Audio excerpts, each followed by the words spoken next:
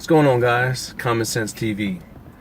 So, wanted to talk about today a situation that all people face in the course of meeting people, dating, and relationships. And what I want to talk about is how to know whether or not someone is legitimately crazy.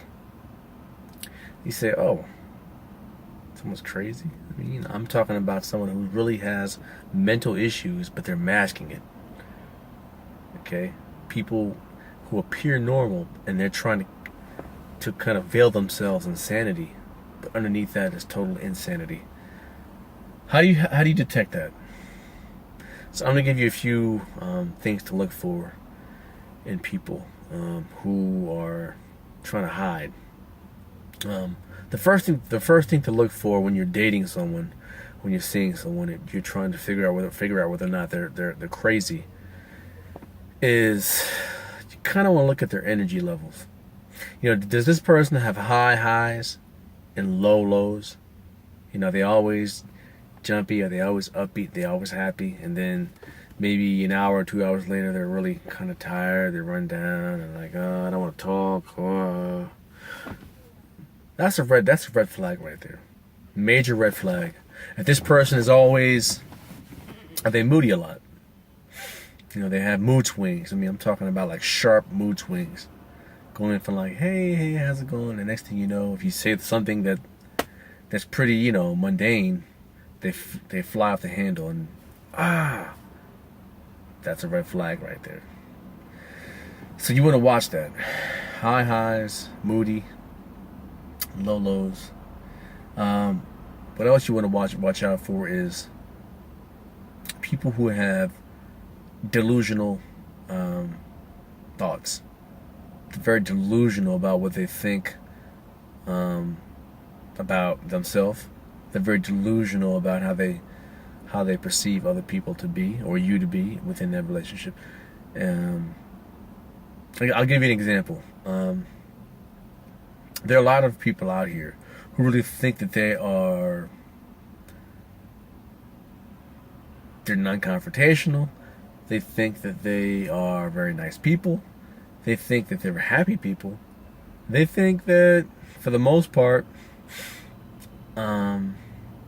these people, they think they're well liked. But in reality, it's not true. They're not liked. People don't like them. And they're not happy. Because here's the thing.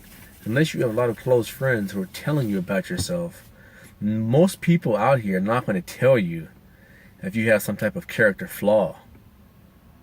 For two reasons. Because one, they don't know you well enough to know who you really are and what's normal for you.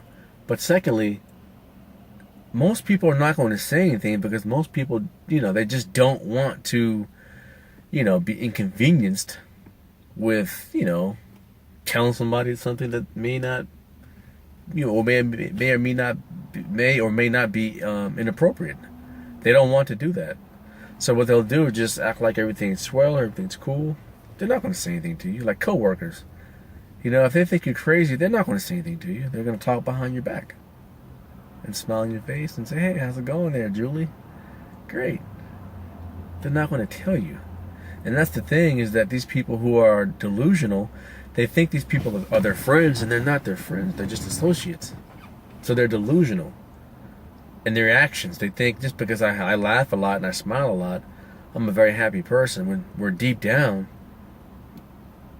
they're not happy at all. I mean, once you get to know these people and see who they really are, they're very deeply troubled people who mask their pain and mask their sorrow in laughter, and they mask it in false positivity.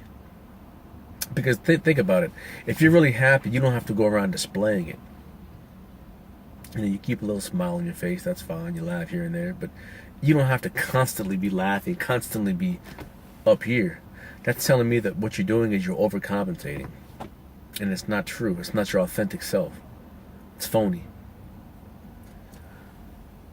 So with that being said, I'm going to move on to the last one. And the last red flag, it's really I would say it's kind of it's really subtle. But what they'll do, these people will kind of project their insecurities on you. So, for instance, more than likely they can't take constructive criticism. You'll tell them, "Hey, you're like, hey, Sally, I really like you, and I think you're a cool person, but I think when you do this, it's kind of like off-putting when you do this to me, when you say this to me, when you do it that way." Oh, and then they'll respond to you, "Oh, well, yeah, I know. You're oftentimes negative to me. You're very negative to me sometimes, and I overlook it. I overlook that aspect of you that's negative, and why can't you just, accept me for who I am? Why can't you just overlook this? Why do you always have to be so negative?" Every time you try to come at them with constructive criticism, and it's constructive. There's a such thing as constructive versus destructive criticism. Every time you try to come at them with something that's constructive, they'll always try to deflect. They'll try to say that you are being negative, or they'll try to shift the focus to something that you've done in the past. That person's not healthy, because a person who's healthy, mentally healthy and responsible, is going to say, "Wow, I didn't know I was doing that. I'm sorry. I apologize. I'm going to work on this. I really didn't know."